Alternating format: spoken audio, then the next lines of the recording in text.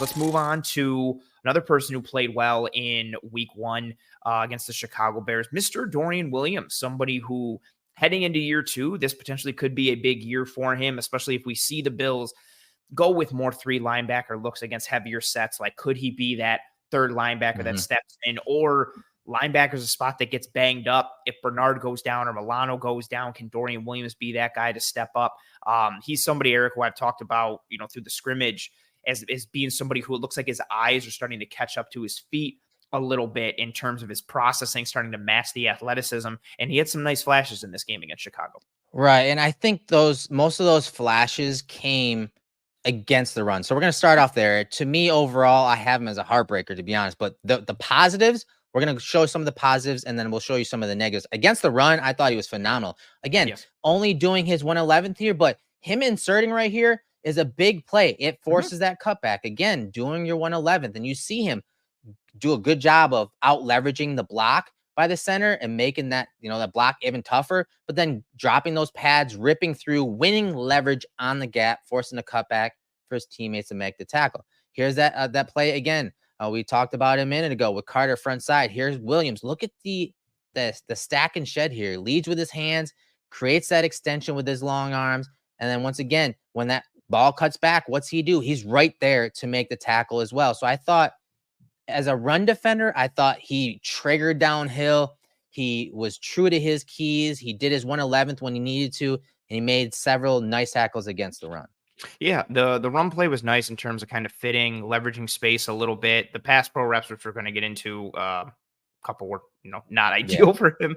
But him playing against the run, leveraging gaps, and again using that length to his advantage, it's something that I'm really kind of keying in on for him. I thought he had a couple reps in this one too, where kind of the block deconstruction or the block shedding for him is still something you can tell like is a work in progress, but when it works for him, it really does work. And just him being able to lean into that athleticism, lead into his length and strength, and being able to pair that with what he's seeing with his eyes and being able to process is something that really could truly unlock him given the skill set that he has. Right. So I want to get into some of the things that really, he needs to improve on. And this is, you can't compare him to Matt Milano, but he's going to play that kind of role. And Matt Milano has, he's gotten injured again this week. Who knows the severity of that? So this is partly why we're going to dive into Dorian Williams and really kind of scrutinize some of his play, because that role of Matt Milano is so important if Matt is to miss time. And so on this play, you're going to see the Bills pre-snap show too high structure. Post-snap, you're going to have Hamlin drop here in the hook the curl area. And now Dorian is the flats defender here. And the Bills are just dropping out into cover 3. It's three buzz there. So you can see 3 defenders deep, right? Safety is a post safety there. And then you got 4 underneath here. And this is a play, again, on third down, a high leverage situation where you see him drop right to the sticks. And there's your picket fence right there. Beautiful. Just sit there. Beautiful, right? And now you have these kind of curl routes right at the sticks right here by the wide receivers of the Bears. And so if Dorian just sticks where he's at, just stay there. Just stay right there. Just to get an example, watch Taron Johnson, top of the screen. He doesn't give any ground. He doesn't fly out wide to get this check down. Again, play the sticks. It's third and long. Instead, Dorian opens up this window right here because he goes out wide to stop the outlet or valve, underneath valve here. And that opens that window. Now Douglas has to come from depth in that cover 3 look. You have that window. And now DJ Moore is converting.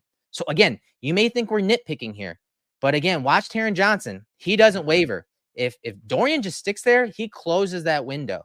The quarterback then has to check it down, and then everyone rallies to the ball. That's a win. Instead, he opens it up, and then you get the first down for the Bears.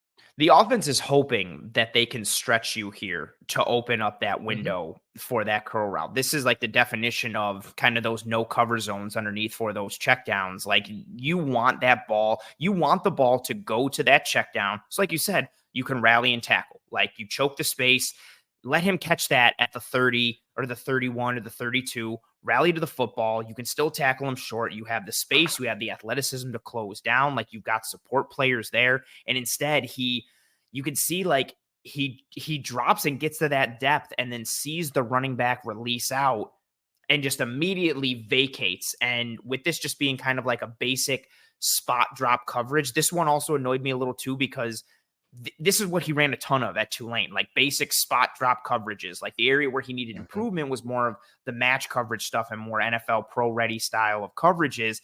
This should be in his repertoire and in his wheelhouse. And instead he bites on that. And also too, like, it's not even like Caleb misleads him with his eyes. It's not He's like he staring peeks right at it. Yeah. Correct. He doesn't even peek to the flat. He doesn't make Dorian, like the way Dorian jumps, you would think like Caleb pumped to the flat or put his eyes to the flat, and Dorian's like, oh, let me go jump and make a play. No, Caleb goes through his progressions and he's just staring down DJ Moore and just waits for Dorian to clear and then hits it. Yeah, man. This is where you see some of those lack of instincts when we're talking coverage. He's got it versus the run. He triggers, he fires his gun versus the run.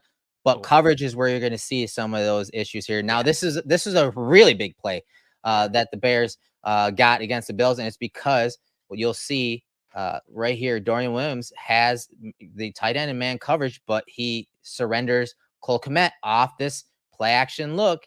Cole Kmet gets to the corner off the play action fake, and then Dorian is totally out of position, and he's actually pointing to the safety to Kendall Williamson to say, hey, help me out here. Help me out over the top here. Go get him. Big play. Hell of a throw by Williams, first of all. Hell of a throw, but a play that seems to get Dorian in trouble all the time. Play action. And again, he's not sticking to his keys in coverage, and he's almost trigger happy. And then you get a good tight end like Cole Kmet on that deep sail route, you're going to get a big play, especially when you have a quarterback like Caleb Williams. Yeah, and it's almost like he played well against the run in this game and almost kind of like got caught living in that space because he just gets completely beat by the play action here. Like he's peeking in the backfield, doesn't even register that Kmet is taken off the line. Like when he realizes it and he's reaching back to try and grab Kmet's already by him. Yeah. Like it's not even like he gets beat for a half a click. It's immediately and wholeheartedly. And this is similar to kind of the stuff we saw early on for him against Jacksonville, against New England, against the Giants, when teams would take advantage of his processing or lack thereof and manipulate him with motion or shifts or play action. And that would create those options underneath and like the hook curls and the flats, or in this case, the Bills are in man coverage, cover one, wink, wink, nudge, nudge. And yeah, it just gets beat right off the line, nowhere close. Williamson tries to recover and punch it out at the end, but it's no shot. And it's just that little bit where you can still see when his processing is off, it's really off. And it puts him in a very disadvantageous position for the defense. Yikes. So here's a play you talked about with Solomon on this nice little mesh right here. But I also want to credit not just Solomon surfing down the line of scrimmage here and you know, physicality as he goes to make the tackle, but Williams does a great job too of avoiding that puller. We talked about, hey, teams are a copycat league. What do you think they're running here? This tackle's pulling right here. Bro, so when they ran it, I literally was like, oh. Yep. But watch Dorian Williams. He keys on it too. He avoids that block, and he's right there to make the tackle with Solomon. So I want to give him props. We're going to scrutinize this play because I do think, regardless of how Matt Milano pans out right now, I think it's pretty fair to say he's still struggling to come back and still working through the comeback. Dorian's going to see the field, I think, at a good rate this year. And so these type of plays and this type of scrutiny is really going to come in and week out when we're talking the film room. Yeah, 100%. We no one gets a pass here on the show. Not even Josh Allen, which we get yelled at about all the time. Yeah, so just kind of him reading it, diagnosing it, and then being able to stay underneath the block and shoot and help Solomon a little bit there to make that tackle. That's a good, like, that's what you want to see from him when things are clicking and his eyes are right. You see the athleticism pop. You see the ability to shoot gaps and make plays, and you see all the physical tools and traits that he has really start to pop. But if he gets misled or he bites on the wrong thing, he's just dead in the water and a sitting duck far too often. All right. And here's we're going to show some of his, his chops as a pass rusher, as a rusher. Something, again, Matt Milano's asked to do a bunch. You see Williams mugging that A gap, and he's kind of adding on here. The running back stays in the block. You see physicality. You see him discard the running back right there. Really nice rush by Kingsley Jonathan off the edge, turn that corner, forcing the quarterback to step up in the pocket. but Williams discards the running back, boom, but then just watch him just attack like a missile. It's almost like the quarterback is just meat, and here comes Dorian Williams ready to eat, right? And you see him just attack with that athleticism. So I do think he has that physicality and that attack mentality when you want to throw him in as an add-on rusher, whether that's like a green dog blitz. Hey, running back stays in the block. Guess what? You can add on as a rusher like you see here. I think that is where he can also make a difference when we're talking the passing game and attacking the quarterback as a rusher.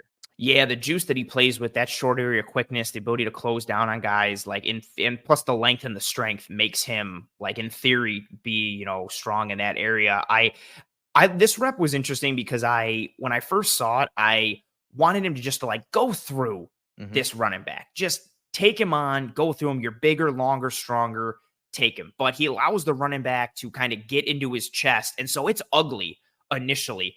And then, he just chucks him like he's a child and just like, all right, I've had enough of this. Get off me. And then, you see the feet, you see the close down. Like you said, it's almost like he sees the QB as meat and he's hungry and attacks. And then you see that length, you see that closing ability, being able to get down and close down on a Bajent and kind of lunge for him and take him and bring him down and register that pressure and that QB hit. So it was again, like an interesting rep to start with, how it started and then how he transitioned once he read. And again, being able to just lean into his physical ability instead of having to diagnose incorrectly. And here's one where the Bears are trying to run a mesh concept. So you get the two crossers. And I love this collision right here with Williams right here. He takes it to the tight end and he throws the tight end and is so physical with the tight end. It throws off the other crossing route right there. You see him disrupt the timing there. And so when the quarterback steps up and hitches up to make that throw, it's off target. It's a bad throw. And there's really nothing there. It's very good coverage across the board. But that physicality, when you have a wide receiver or a tight end going across the middle on these shallow crossing routes, you're taught to disrupt them, to hit them, to redirect them and reroute them. You see him do that here, and it just blows up the whole timing of this play. He's there at the catch point, but the ball is thrown right at the feet of the wide receiver or running back. Yeah, this one was nice to see, like him disrupting this at the collision point, and then not only like discarding the tight end, but having the wherewithal to get his eyes to the other underneath route coming from Carter. And so not getting caught up in the physicality, not getting caught up in chucking the tight end, but just executing that piece and then moving on to the next phase in his responsibility, which is picking up the next man that's coming across and staying there in phase and making sure, that ball gets dirty. And even if that ball gets completed, he's right there to make the tackle. And just great communication across the board. Let's give some love to everyone else. So you had this running back exiting out. You see Balin Spector call it out. There's the push call to the safety. So he's got the running back on that as he exits outside the tackle box. You get the two crossing routes. You see the collision right there. Now Daquan Hardy's trying to work over the top here, and he realizes that, you have a sit route right here. Elam's in his pocket. Watch him just sit and almost replace Dorian Williams right there in the middle to take that away. So great communication, kind of shows the coaching from the top down and how these depth players understand and communicate really well. And this play is completely blown up from top to bottom. And I think this is probably the last clip. And I want to give him props here, Dorian Williams, because he's up top. It's man coverage. This is a third down play. And you see him, as you said, matched up with, I think that's Everett up top. Bills are in two man, and he runs and just carries him down the field on third and long, takes him away. Unfortunately, that man coverage let Caleb Williams scramble for the first down, but good man-to-man coverage, using the boundary as another defender and just carrying that tight end up the sideline to eliminate him as a threat. Yeah, Everett is someone who Williams is going to have that athleticism advantage on. And so, Everett's going to have to really win technically in order to beat Dorian in that space there. And you just see him calm and comfortable, knowing like, okay, cool, have that outside release. Like, I'll be in trail. I'll catch up to you. I know what the coverage is. You see him. He's comfortable in that space, like manning up on tight ends or manning up with running backs out of the backfield. Especially like if it's declaring early, if it's just straight up man and he doesn't have to do any thinking or anything with it. It's nice to see him again, just be able to kind of play free and play loose and lean into it. But I think as much as people want him to be a thing, it still is that work in progress piece for him. And I think it's a different, and I hear like the statements of like, yeah, but at this time last year, nobody thought Bernard was going to be Terrell Bernard. So maybe it could be the same for Dorian. the college systems that they come from are just vastly different in terms of how pro ready Bernard was versus how pro ready coming Dorian from an was. Aranda defense, like it's night and day versus Tulane. Night and day, what guys. Bernard was asked, and especially Bernard's role in it as one of the prime communicators and signal caller, air traffic controller dudes for that Baylor defense. Yeah, it set him up to kind of be pro ready from the neck up already. So it's a bit of a different.